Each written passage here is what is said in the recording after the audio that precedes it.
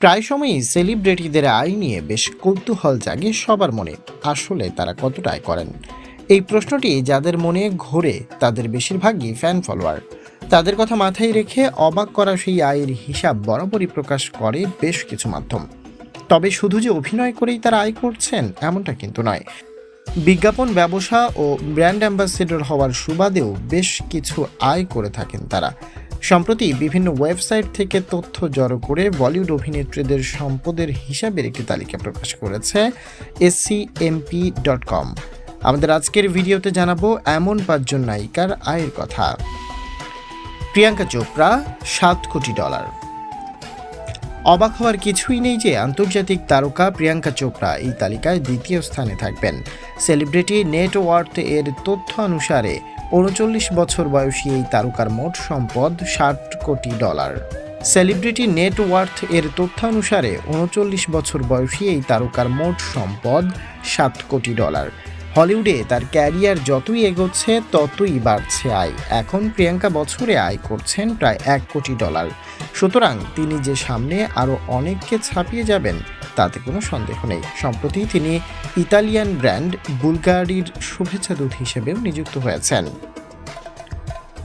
কারিনা কাপুর, $6 কোটি। 41 বছর বয়সী এই অভিনেত্রী এখন পর্যন্ত 2 দশকেরও বেশি সময় ধরে বলিউডের রাজত্ব করছেন।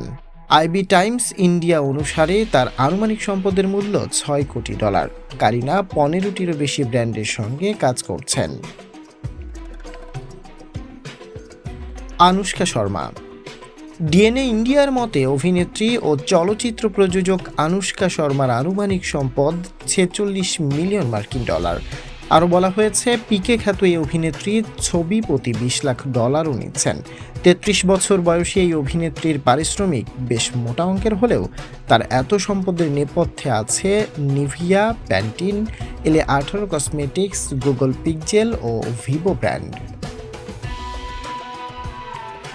দীপিকা পাডুকোন, $4 কোটি।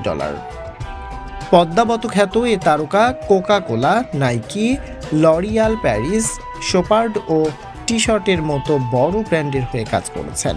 সম্প্রতি তিনি তার নিজস্ব লাইফস্টাইল ব্র্যান্ড ঘোষণা করেছেন। সেলিব্রিটি নেটওয়ার্থ এর তথ্য মতে দীপিকার আনুমানিক সম্পদ $4 কোটি।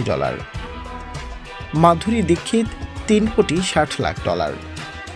90 দশকের শীর্ষ অভিনেত্রীদের একজন মাধুরী। এখনও তার অবদান বা সম্পদ কিছুই ফুরোয়নি। সেলিব্রিটি নেটওয়ার্থ অনুসারে 54 বছর বয়সী মাধুরী সম্পদ $3.5 কোটিরও বেশি। টিভি সিনেমা মিলিয়ে এখনও সমান তালে কাজ করে যাচ্ছেন তিনি। 2007 সালে কিছুদিন বিশ্রাম নিলেও বলিউডে আবার নিয়মিত হয়েছেন তিনি। 2019 সালেই তাকে দেখা গেছে টোটাল ধামালে। এছাড়া নাচের প্রতিযোগিতা Jhalak Dikhhla Jaa, so you think you can dance এবং ডান্স দিওয়ানের বিচারক হিসেবেও ভালো আয় করেছেন তিনি। এর বাইরে মোটা অঙ্কের টাকা পাচ্ছেন নিউট্রেলা, ডাবর ও কান্ট্রি ডিলাইটের মতো ব্র্যান্ডের হয়ে কাজ করে।